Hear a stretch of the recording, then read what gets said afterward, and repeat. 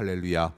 이 아침 주의 전을 찾으신 모든 분들에게 하나님의 은혜와 평강이 함께 하시기를 축복합니다. 이제 오늘부터 아모스서가 이제 들어가게 되는데, 아모스서는 좀 독특한 사람이죠. 말하자면 유다 사람인데 북이스라엘에 가서 활동을 하던 사람이고, 이렇게 표현할 수 있을 것 같아요. 농사를 짓던 예언자. 특히 뭐 뽕나무도 농사짓고 뭐 그랬다고 하는데, 농민, 요즘도 우리나라에도 보면 이제 농촌에서 농사를 지으시면서 목회를 하시는 분들이 계세요. 제가 아는 분도 저쪽 그 금산에서 깻잎 농사를 아주 굉장히 대대적으로 크게 하시는 분이 계십니다. 그래서 평일날에는 깻잎을 많이 키우셔서 농협에다 출하를 하시고, 돈도 많으세요. 그리고서 이제 그 주일날에는 그 지역 사람들을 다 모아가지고 예배를 드리시고 하시는 그런 목사님이신데, 아주 참 좋은 목사님이신데, 그런 모습들을 보게 되죠. 아무튼 우리가 아모스 선지자에 대해서 좀 독특한 사람이다. 특별히 이제 농촌 선교, 농촌 목회를 하시면서 이 아모스 선지자는 좀 정의로운 선지자, 사회 정의를 많이 부르짖었던. 그래서 하나님의 백성들이라는 것은 어떻게 살아가야지 되는가. 당시에 북이스라엘 왕국이 남유다 왕국보다 훨씬 잘 살았기 때문에 북이스라엘에 올라가 보면 귀족들이 살아가고 있는 모습들이 사치스러운 모습들이 많이 있어요. 그런 모습들을 아주 그냥 칼같이 비난하고, 그래서 그렇게 살지 말아라 이렇게 이야기하고 경고했던 그런 예언자가 아모스 선지자다. 그분이 이제 오늘 우리에게 주시는 말씀, 이제 1장, 2장 이렇게 쭉 이어가면서 주변의 나라들에 대한 하나님의 심판의 예언을 기록하고 있다라고 말씀을 하는데, 저는 이 1장, 2장을 심판의 소용돌이, 하나님이 한번 손을 보실 때가 있어요. 역사를 이렇게 쭉 지나가다 보면은 그 역사 속에서 아주 획기적인 전환점이 나오는 때가 있어요. 예를 들어서 1800년, 1700년 전 뭐 이런 1700년대 같은 때 보면은 인간이 지금까지는 그냥 에너지를 불이나 나무나 뭐 이런 걸로 이렇게 했었는데, 갑자기 뭐 증기기관차가 나왔다든지 뭐 이런 때가 있지 않습니까? 전기가 발명이 되었다든지 이런 역사적인 전환점이 있었던 때가 있는데, 하나님의 심판도 그렇습니다. 갑자기 하나님이 전체적으로 손을 보실 때가 있어요.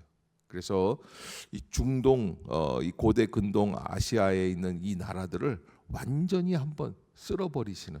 그래서 특히 그때 사용되었던 막대기가 저 북방에 있는 아수르라고 하는 제국이죠. 그 제국을 통해서 하나님이 손을 보시겠다. 그러면서 이렇게 전쟁이 일어나는 때에는 왜 무슨 문제가 있느냐, 사회적으로 이러이러한 문제가 있었다라는 것을 우리들에게 추측하게 보여주실 수 있는 분이 아모스 선지자다. 제가 이제 몇 번 말씀을 드렸던 것 같은데, 98년도 IMF가 터질 때 그 임제에 제가 이제 그 삼성연구소에, 경제연구소에 그 제 친구가 하나 이제 그 근무를 하고 있었어요. 근데 뭐라 그러냐면, 야, 이 목사, 우리나라가 반만년 역사 속에서 이 90년대 중반이죠. 이때만큼 경제가 좋았던 적이 없다. 뭐 어마어마하게 돈을 많이 벌고 공장이 돌아가고 풀가동이 되고 경제가 좋다는 거예요. 근데 그때 이제 어떤 일들이 있었냐면, 97년도, 96년도 요쯤 임제해서 신문에 이런 일들이 있었어요. 강남에 어느 이제 클럽 이런 데 가 보면은 남자 여자들이 다 이렇게 술도 마시고 그러는데, 이제 이 룸사롱에 이렇게 멋있는 이제 무슨 뭐 조용한 술집들이 있는데, 거기서 이렇게 술을 먹다가 옆에 사람하고 좀 미팅을 하고 싶을 때는 자기 명함이 무슨, 자기는 무슨 변호사, 무슨 뭐 이렇게 무슨 디자이너 뭐 이렇게 해줘서 이렇게 명함을 주면, 명함을 보고 저 사람은 어떤 사람이구나 이렇게 생각을 하고 그렇게 하나 보죠.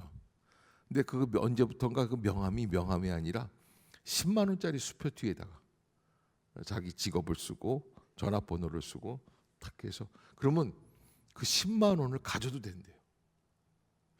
그래서 제가 그때가 부산에서 목회할 때인데 서울 올라가서 거기 가서 술은 안 먹고 10만 원만 받아올 수 없을까, 30대였는데 그런 생각이 있었어요. 야, 이거 어떻게 술집에서 10만 원짜리를 막 주냐 이렇게 했는데, 그때 강남에서는 그 보증수표 10만 원짜리가 100만 원짜리들도 돌아다닌다. 그만큼 사회적으로 볼 때 사람들의 가치관이 정신이 혼란한 거예요. 돈을 그냥 막 아무렇게나 막 버니까 그거를 어떻게 주체를 못하니까 그런 일들이 벌어지고 있었다, 사회적으로. 그러니까 이게 사회적으로 병들어가는 시대의 특징이다. 그래서 그거를 우리 기독교인들은 그걸 바라볼 수 있는 눈이 있어야지 돼요. 요거 좀 잘못된 건데, 나한테는 지금 유익하긴 하지만 이건 너무 잘못된 건데, 그럼 멈춰야죠. 제3세계 근로자들을 데려다가 파키스탄 뭐 이런 사람들 다 데려다가 써먹고, 그리고서는 나중에는 이게 이 여권 빼앗고 안 주고 협박하고, 그리고서는 출입국 사무소에다가 신고해가지고서는 불법 체류자라고 얘기를 해가지고선 끌려가게 하고 돈을 안 주는 거예요. 그런 것들이 90년대, 2000년대 들어오면서 아직까지도 그런 사람들이 있죠. 그런 잘못되어져 있는 사회에 대해서 하나님은 가만히 놔두시는 게 아니라 반드시 어떻게 하세요? 어느 정도 텀이 지나가면 심판을 하게 하세요. 하나님의 개입이에요. 하나님의 간섭이에요. 이게 무서워요.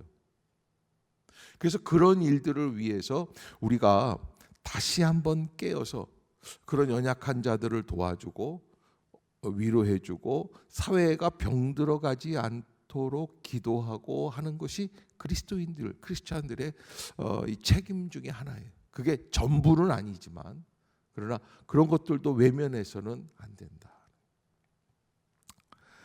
오늘 그 아모스 1장에서는 하나님께서 북이스라엘 여로보암 2세, 아주 여로보암 2세, 호세아 선지자 뭐 이런 사람들과 같은 그런 시대에 이렇게 하나님께서 큰 번영을 누리고 있는 그때에 아모스라고 하는 사람을 통해서 경고하게 하시는 거죠. 솔로몬 왕 이래로 한 200여 년 동안 가장 경기가 좋았던 때, 우시아 왕이 다스리던 남부 유다도 일종의 황금 골든 타임이라고 하는 시대를 누리고 있었습니다. 그래서 그러면서 뭐라 그러냐면, 시온에서 안일하게 있는 사마리아 산에서 마음이 든든한 사람, 사마리아 산에서 마음이 든든하다, 이게 아모스 6장에 나오는 표현인데, 아모스 선지자는 그런 표현을 합니다. 왜 그렇습니까? 돈이 많기 때문에 그래요. 금이 많기 때문에, 먹을 게 많기 때문에 그런 사람들이 마음이 든든하다는 거예요.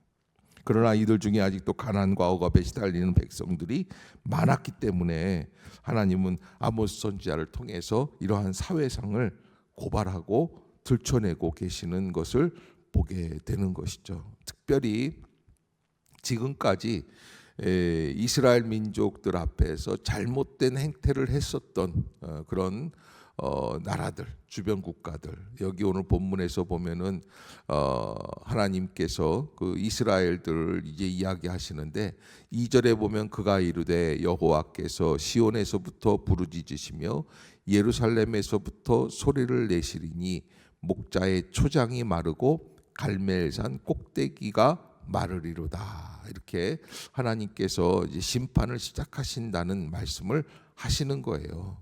그러면서 3절에 보면, 3절 한번 읽어봅시다. 시작. 여호와께서 이와 같이 말씀하시되 서너 가지 죄로 말미암아 내가 그 벌을 돌이키지 아니하리니 이는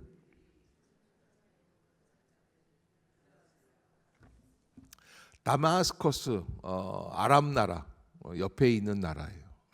다메섹, 다메섹. 그럼 우리는 이제 사도 바울이 다메섹 성으로 가다가 예수님을 만난 사건을 알고 있지만은 그때 당시에는 뭐 사울 왕 시대가 사울 시대가 아니었기 때문에 그때는 이제 여로보암 2세 시대에 다메섹이라고 하는 아람 나라가 이 옆에서 이스라엘을 깐죽 계속 트집을 잡고 여러 가지로 괴롭히던 그런 나라들. 그러나 하나님께서 그 사람들을 벌하시겠다. 어떤 것으로 벌하시느냐? 3절에 보면 다메섹의 몇 가지 죄로? 서너 가지 죄로 죄가 있다는. 그러니까 여기 이제 이렇게 보면은 사회적인 죄도 하나님은 간과하지 않으신다. 사회적으로 죄를 지으면 그 죄는 죄값을 치르게 되어 있다라는 것을 계속 경고하고 계시는 거예요. 그래서 어떻게 죄를 벌하시느냐? 이게 여기 오늘 본문에 3절 중반부에 보면은 내가 그 벌을 어떻게 하지 아니하겠다? 돌이키지 아니하겠다 그래서. 이거 참 대단한 말씀이시죠. 그래서 이게 참 사실은 우리가 죄 없는 것처럼 이 자리에 앉아 있지만 하나님 앞에서는 참 두려운 말씀이에요. 왜? 죄 없는 사람이 없기 때문에. 그러기에 우리 믿음의 사람들은요, 예수 그리스도의 보혈의 권세로 죄가 용서받았지만은 그러나 다음번에 죄를 짓지 않도록 노력해야지 돼요. 내가 왜 이렇게 살아가야 되는가? 그래서 우리가 사는 삶의 가장 근본적인 원인은 어디에 있습니까? 예수 그리스도의 은혜로 감사하며 만족하며 기뻐하며 사는 거예요. 아멘. 여러분 그것을 잊지 말아야지 돼요.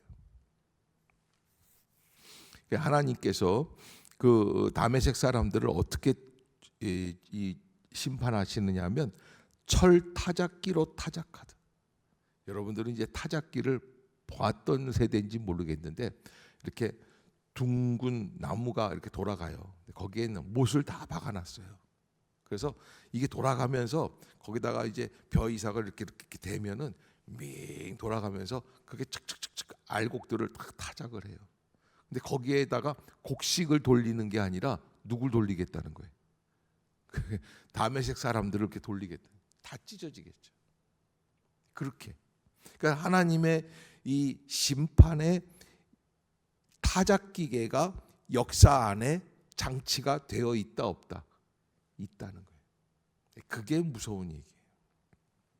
지금은 죄 없는 것 같이 우리는 그냥 살아가고 있지만 죄값은 항상 심판을 가져오게 한다 하는 것을 그렇게 하면서 이 4절에 보면 내가 하사엘의 집에 뭘 보낸다?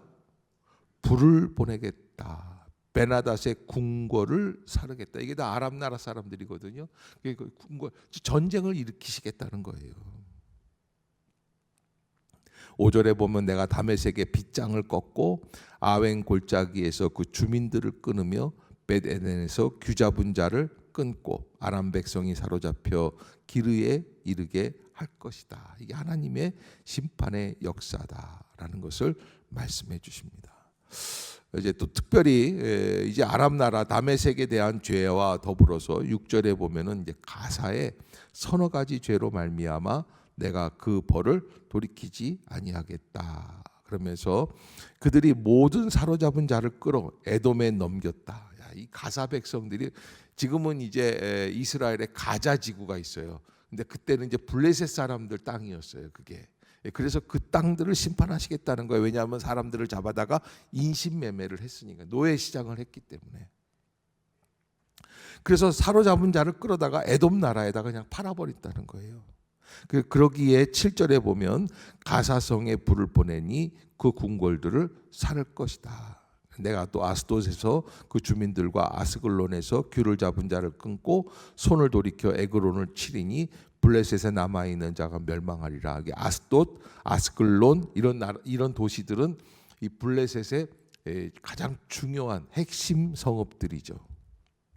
그러면서 이제 9절에 보면은 두로라고 하는 나라가 또 있어요. 위쪽에 이 두로라고 하는 나라도 벌을 돌이키지 아니하겠다. 그러면서 이 사람들도 형제의 계약을 기억하지 않고 사로잡은 자를 에돔에 넘겨 인신매매를 했다. 그래서 10절 한번 읽어봅시다. 시작.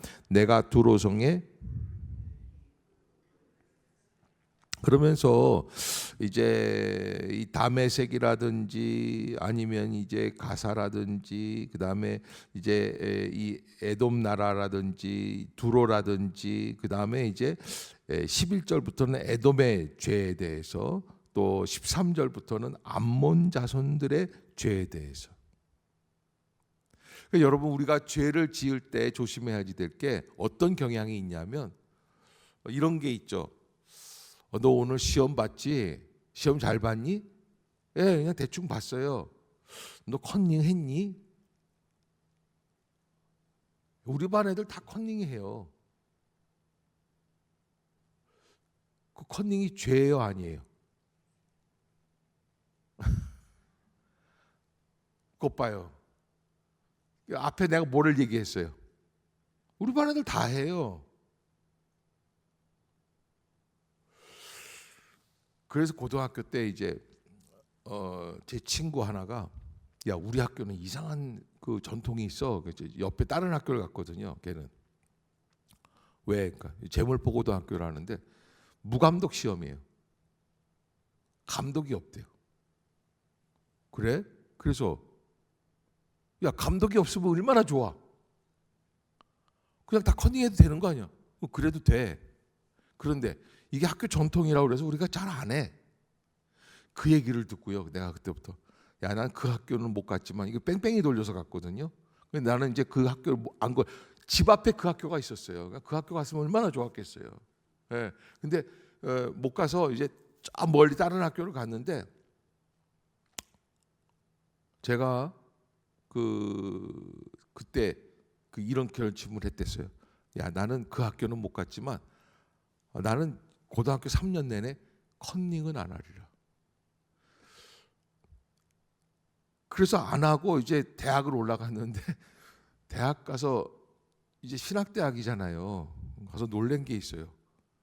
신학대학교 책상에 그렇게 헬라어로 뭘 많이 써놓으셨더라고요. 선배들이 벽에도 뭘 써놓으시고. 그래서 이게 다 뭐냐 그랬더니 찬란한 문화유산이래요. 그러더라고요. 이게 참 이게 그래서 이게 그냥 의례껏 하는 거라고. 그래서 대학 때는 저도 한 몇 번 했던 것 같아요. 시험 보면서. 근데 이게 컨닝이라고 하는 게 남들이 다 하는데 이러면 벌써 우리 윤리 개념이 어때요? 흐려져요. 그러니까 남들이 다 짓는 죄라고 하는데 하나님이 나쁘게 보시는 게 있다면 우리가 깨어서 그 길로 가지 말아야 돼. 하나님을 배역하는, 배반하는 죄, 거역하는 거예요. 우리가 가장 중요한 신앙의 죄악 중에 한 가지가 뭐냐면 하나님을 배역하는 거예요. 배신하고 거역하고. 다른 말로 말하면 내게 주신 환경에서 감사하지 않고 잘못된 길로 나아가는 거예요. 우리가 아유 뭐 남들도 다 저렇게 사는데, 그러나 그런 죄악들이 있을 때 우리가 멈출 수 있어야 된다. 아멘. 남들도 다 하는데, 그러나 남들도 다 하지만 하나님은 그 남들과 더불어서 나도 심판하실 때가 있어요. 그러기에 물론 이제 하나님 예수 그리스도의 이름으로 우리가 회개하면서 다시 돌이키려고 노력을 하지만 회개라는 게 얼마나 어려운지 몰라요. 여러분 믿음이 깊어가면 깊어갈수록 회개하기가 겁이 나요. 왜냐하면 회개가 잘 안 돼요. 정말 하나님 앞에서 내가 잘못했다라는 걸 깨닫기가 쉽지가 않아요. 그러면서 점점 우리의 심령이 어떻게 될까요? 죄 앞에서 무뎌져 가요. 그리고 다른 것들로 만족을 해요. 나는 그렇게는 못 살지만 그래도 내가 헌금을 해. 내가 가난한 사람들도 도와줘. 이렇게 하면서 자기의 마음을 치장을 해요. 그러면서 어떻게 합니까? 그러면서 점점 죄 앞에서 무뎌지면서 잘못된 타락들이 많이 일어납니다. 그것을 우리가 하나님 앞에서 깨어서 이거는 죄인데 내가 이렇게 하면 안 되는데